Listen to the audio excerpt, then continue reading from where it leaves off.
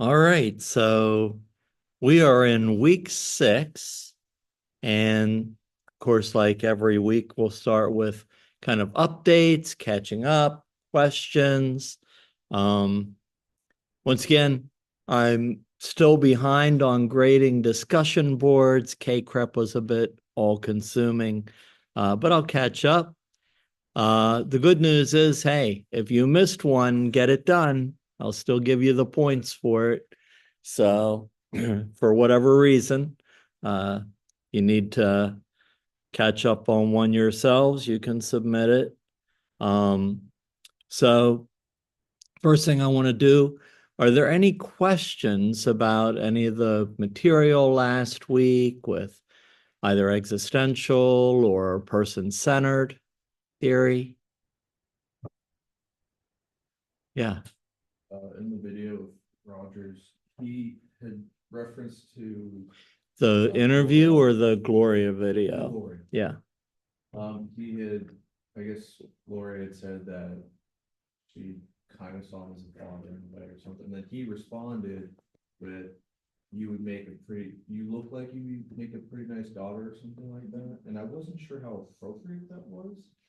That, Maybe I wasn't, like, I feel like if I said that, like, I might get in trouble. So like, I wasn't yeah. sure. So that is a questionable thing. And so the next thing I was gonna talk about was your thoughts about the Gloria tapes with Rogers. So good transition. And so the question is, at one point in the tape, uh, Gloria was bringing up problems with her father. Oh, he never really loved me or never really said it, or acted like it. And what she's really talking about, she never felt accepted unconditionally by her father. That's what she really was conveying. And she did feel accepted by Carl Rogers unconditionally for who she was. Like she didn't feel as though she had to act a certain way or be a certain way in order for Rogers to accept her. Whereas she thought her father, she was a waitress, she thought her father might look down on that or on the divorce or something else. And and then there's a little bit of what Freud would call transference. And she said, she wishes her dad was more like Carl Rogers or that Carl Rogers was her dad or something like that. you know, so I interpret that as her saying she's wishing her own father treated her like Rogers did and accepted her unconditionally. That's what she was getting from Rogers. Rogers, um, I guess somewhat surprisingly by today's standards, said, well, I think you would be a pretty good daughter. So it's kind of borderline countertransference, but I think he knew what he was doing. So countertransference is when the therapist does not realize what's happening.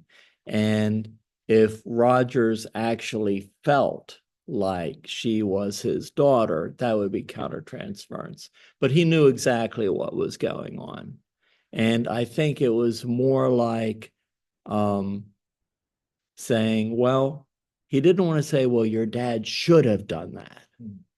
But instead he said, well, I think you'd make a pretty good daughter, meaning that it wasn't her fault that her father didn't accept her. So that's kind of what I got out of it. It's just a little unorthodox, but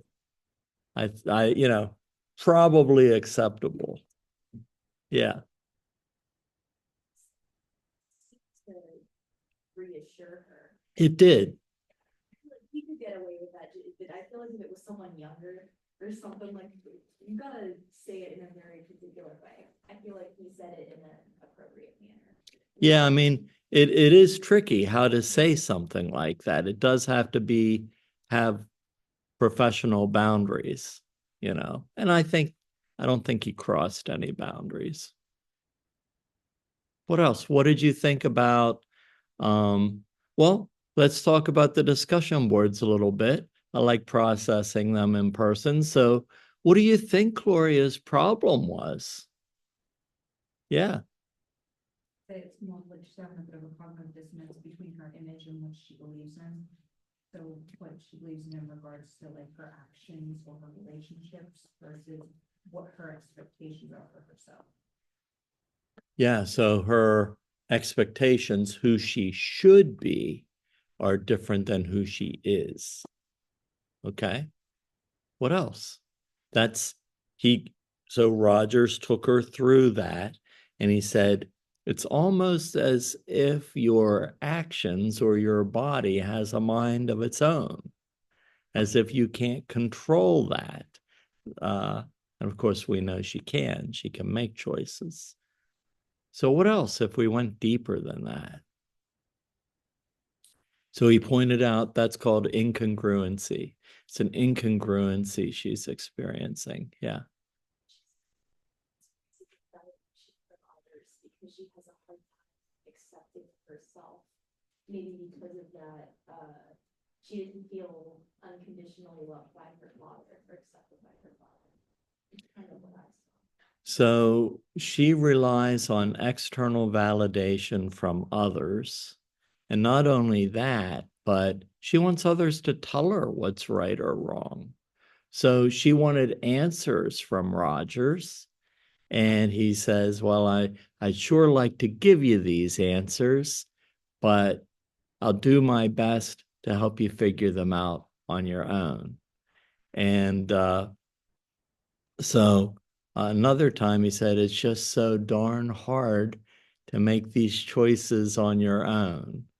Yeah. So she, along with that, wanting external validation, which is conditional acceptance rather than unconditional acceptance, being told she's okay. She doesn't like to be judged, but she also doesn't like taking personal responsibility for her own decisions. She wants other people, people in authority or experts, to make the decisions for her. What else? Yeah. That one of the very first things that she said was to comment on his tone of voice because she thought he was gonna be harsh, and I thought that that was something as a therapist you would have pinned to say, well, what has she gone through, or what male figure, or whether father or something, but because her immediate response was, I like the tone of your voice, it's very low, and it seems like you won't be as harsh on me. These two very critical responses in return to who she is or to. But I also thought it was very interesting that this is 1965, and to put it in context, like for a woman to discuss that lifestyle would have been very difficult, I think, then. And I thought she was brilliant at being able to express it and then to even share it with a male figure, even as a therapist. Because when you look at it in today's context, you're like, okay, what's the big deal? You're just, making choices, living. But in 1965, I think it would have been very different. It would have been more difficult, but also kind of remember the times. It's like hippies and, all kinds of changes are occurring during that time. And so I think, she was tuning into uh, kind of the equal rights, for women. And, she was a little more, even though she didn't seem progressive, she was doing her best. And so I think it would be a mixture, like older people might judge what she was saying, but kind of her own age and everybody in all the different civil rights movements, they would support her in what she was saying. So yeah, it was a time of change. Yeah. The 60s. So what was her problem? We're getting there. We're picking up on bits and pieces. How about online? Any ideas? I couldn't really hear what people in class were totally saying, but Yeah, I tried my best to repeat. I was getting the gist. So if I repeat, I'm sorry. But I picked up on just this let me get my brain working. This, the incongruence with her authentic self being what she wants to portray, but she feels like she has to portray this other side of her for people to accept her, including like her father, the girl that she works with, her kids. That's what I picked up on. Yeah. So we're getting there. So part of her wants to be authentic. So she even said, you know, when I feel like I'm doing the right thing and I act on it, it feels really good inside. And she doesn't often get that feeling. And he said, well, I suppose none of us do, you know. So the other thing he said, along with what you said, is that it's an awfully difficult thing to live. What do you mean by that? To live authentically, to live as our authentic self, genuinely. That's what he meant. Okay, so this incongruency that between authenticity and what other people want her to be, or as she thinks she should be. Okay, so we're getting there. So think about it this way. If somebody's lived their whole life trying to meet other people's expectations, they've changed who they are, how they act, how they dress, everything. And eventually she's kind of coming back to who she really is. And that's not accepted by her father. And she went through a divorce. So I guess this caused some problems in her relationship. And who's the last person who has to accept her? She has to accept herself. Yeah. So she doesn't accept her authentic self. Yeah. So that's where we got to. Now, there are other issues that came up that they didn't really have the terms back then that we do now, like codependency. Gloria is a classic codependent. And so, all right. So I will be curious to read your discussion posts, but also this week, you're going to watch the tape of Gloria and Fritz Perls for Gestalt. And I really want to see how you compare Fritz Perls with Carl Rogers. So that would be interesting. There's no right or wrong answer. It's just, your thoughts, your personal reactions. So I think it's interesting. Okay. So here's the topic nobody really wants to think about. But as I look at the syllabus, next week it says exam handed out. So, yeah, that's our first exam next week. And so I think it would be very difficult for you to apply existentialism to a case study. Adlerian is kind of old. So I thought if I pick three, probably the ones you'll use most with your clients in practicum would be person-centered Gestalt and choice theory reality therapy, which we'll go over next week. So those are the three that will be on the exam.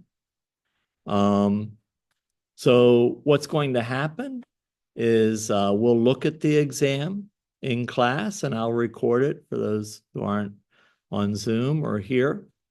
And we'll go over it step by step and what's expected. And you'll have a week to do it. It's open book, open notes. It's not open internet. It's not open, AI. So, I think that, it's a fairly unique case. And I think that if you take time, you won't have any problem with it. The problems that students run into is running out of time. This is a graduate exam, it's a take-home exam, and it's an essay exam. If you have a week to do it, you're gonna have to spend, a few hours on each question minimum. I would say it's 3 questions. You're probably gonna have to spend like 2.5 hours on each question. And that's not something you can do in one night. This is not, oh, I'll get it all done in one night, the night before. Or if you postpone it, if you wait, and then you're sick the night before. I'd be like, what happened to the rest of the week? So, start early, give yourself enough time, work on one question a day so your mind doesn't get mixed up between the theories. And, so even though I have mastery learning as my philosophy, you should still hand it in on time. If you get something wrong or need to add something, if you totally botch it, you can rewrite it. I don't care. But you got to give it a shot and hand it in on time. So, all right. So we're not going to get into the exam until we look at it, and then we'll spend all the time you need discussing it. I'll answer any questions you have. But this is not like, an undergrad exam. Okay. Other questions or comments?